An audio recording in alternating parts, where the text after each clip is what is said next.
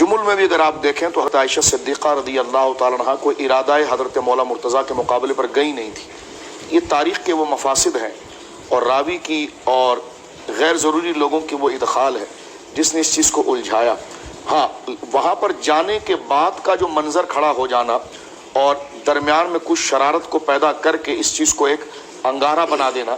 یہ ایک لائق مذمت چیز تھی، اور اس میں کوئی ایک فرق نہیں کہ اس میں کوئی دوسری رائے نہیں کہ حضرت سیدنا مولا مرتضیٰ رضی اللہ تعالیٰ خلیفہ برحق ہے، بے شک، اور آپ کے جو فیصلے اور اقدام ہیں اہل سنہ کے نزدیک وہ تمام امور کے اندر حق ہی پر رہے ہیں۔ اللہ اللہ۔ لیکن میں یہاں پر صرف ایک بات، یعنی بات کے مقابلے کے طور پر نہیں، بات کو آگے بڑھاتے ہوئے کہ آپ کو وہاں لے جانا ہی صرف اس لیے تھا کہ وہاں پر لے جانے کے جو مدینہ منورہ کے اندر ایک غدر کی صورت بن گئی ہے، اور ادھر سے یہ خبر کا پہنچنا کہ شاید کو لشکر ترتیب دے دیا گیا، تو یہ غلط فہمی کا جو رومر چلا ہے،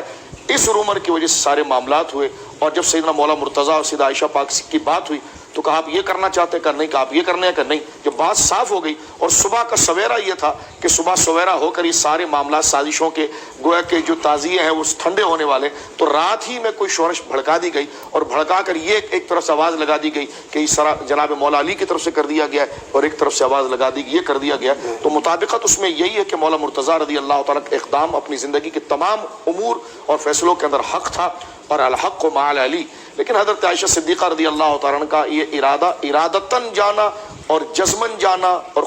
خلیفے کے مقابلے میں جانا، یہ قطعاً کسی صحیح سند کے ساتھ ثابت نہیں رہا۔ یہ کہ جو اقدام ہو گیا تو اس میں آپ نے خفت کر، یعنی خوف خدا کی وجہ سے آپ نے جملے ارشاد فرما دیے کہ یقیناً یہ واقعہ اگر ایسا نہ ہوتا، ایسا منظر نہ ہوتا اور آپ روتی رہی جس طرح کہ آپ نے ذکر کیا، وہ خشیت الہی کے کتنے لوگوں کی جانیں اس میں چلی گئی، 12,000 اجلہ صحابہ کرام رضوان اللہ اجمعین اس میں چلے گئے، اور پھر سرکار مولا مرتضیٰ شیر خدا رضی اللہ تعالیٰ کا احترام۔ تو یہ تمام چیزیں اس بات کو بتاتی ہیں کہ درمیان میں کچھ لوگوں کا آنا اور غلط فہمی پیدا کرنا، رومر پیدا کرنا اور سازشوں کو برپا کرنا، اور یہی بات سرکار مولا مرتضیٰ رضی اللہ تعالیٰ کے حوالے سے بھی رہی کہ کچھ حالات سنبھلتے ہیں تب میں عثمان کے قصاص کی طرف جاتا ہوں، اس طرف جاتا ہوں، تو وہاں پر بھی اگر آپ دیکھیں تو حضرت مولا کا وہ فیصلہ بھی بالکل انتہائی درست تھا، لیکن حالات، سازش اور درمیان میں آئے ہوئے شریر لوگوں کی طرف سے وہ اقدامات تھے، اور ایک عام آدمی کا آپ کے خلاف اگر کوئی بات پھیلا دی جائے اتنی ترقی یافتہ دور کے اندر، آج ہم اس کو نہیں نبھا پاتے ہیں اور نہیں سلجھا پاتے ہیں کہ یہ میں نے کہا ہے کہ نہیں کہا،